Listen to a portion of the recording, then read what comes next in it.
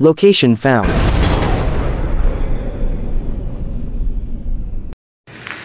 Hello mga katets, magandang buhay po sa inyong lahat. Isa na namang rock enclosed treasure ang ating naispatan mga katets. Ito ay giveaway. So nasa bato. Yan mga katets, dito hindi yan nakuhanan ng deposito talagang ginawa yan, sinadya yan sa paggawa. Ayan, formang box. So malalim siya mga katets. Ito ay palatandaan lang. So hindi dito mismo ang deposit. Yan ay palatandaan na mayroong rock enclosed treasure sa unahan. Dito sa babaw nito mga katets, ito yung makikita natin. Ito yung letter C. At saka mayroong perfect dot sa ibabaw. Ayan. So dito para siyang mayroong cutted eye, malalim. Yan, ibig sabihin nasa ibabaw ng bato ang deposito mga katets. Rock enclosed treasure ito mga katets, nasa bato. Ayan, isa yan sa mga palatandaan. Dito sa kabila parang may mata. Ayan, parang heart. Saka dito sa ibabaw niya mga katets, merong triangle. Ayan, naka-triangle. Saka merong dot sa gitna na parang merong heart, no? Medyo malalim. So hindi pa dito ang deposito mga katets. Ayan, meron niyang arrow mga katets, nakaturo dyan. Pero hindi ibig sabihin na nandyan ang deposito na tinuturo, yung giveaway na tinuturo. Ito yung sinasabi ko sa inyo, bantayan nyo yan, yung mga dulo na yan na nagpormang triangle dahil malapit dyan ang deposito. Ayan. Dito mga katets, meron tayong makikitang naka-ukit na heart. Ayan. Yan siya. So meron siyang guhit dito. Nakasip rin. Ayan, doon pabagsak ang tubig mga katets. Ayan. At yan ang makikita natin sa harap niya. Itong mga bato ito na nakapile. Ayan. Saka sa ibabaw, merong puncheon rock. Dito pa rin mga katets, parang merong mukha na nakaharap dito. So, baba tayo mga katets. Turo natin sa inyo yung deposit na giveaway na nasa bato, rock enclosed. Yan, parang basag ito mga katets. Yan, diretso tayo dito mga katets. Sa unahan, ito yung bato na parang nakatagilid lang siya mga katets. Ayan. Ayan, meron siyang parang letter C sa ibabaw. So sinadya talaga. At sa ilalim niyan mga katets, ayan parang may sinag ng araw. Ayan. So ibig sabihin niyan, glittering.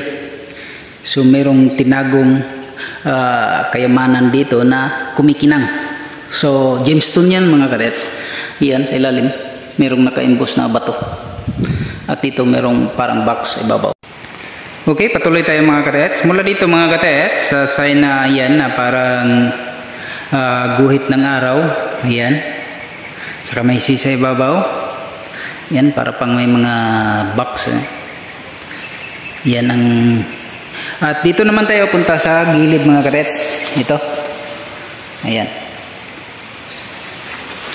So, ang batong ito ay marami ding marka. Isa sa pinaka-legit na marker na makikita natin na talagang sinadya talaga mga katets ay yun. Ayan. Meron siyang bilog.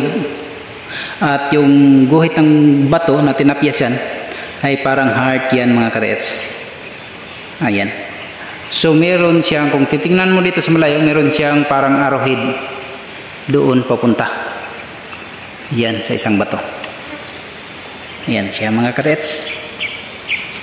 Yan. Yan pa, parang heart.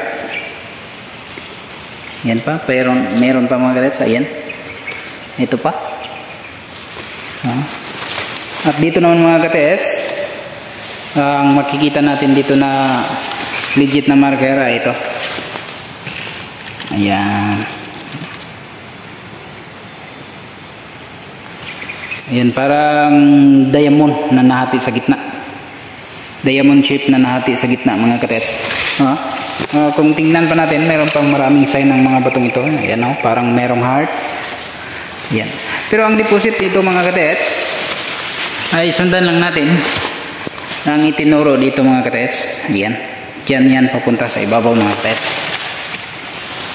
Okay, akit tayo. Ayan.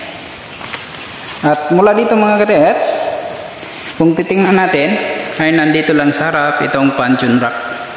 So parang siyang may mga mata. Ayan.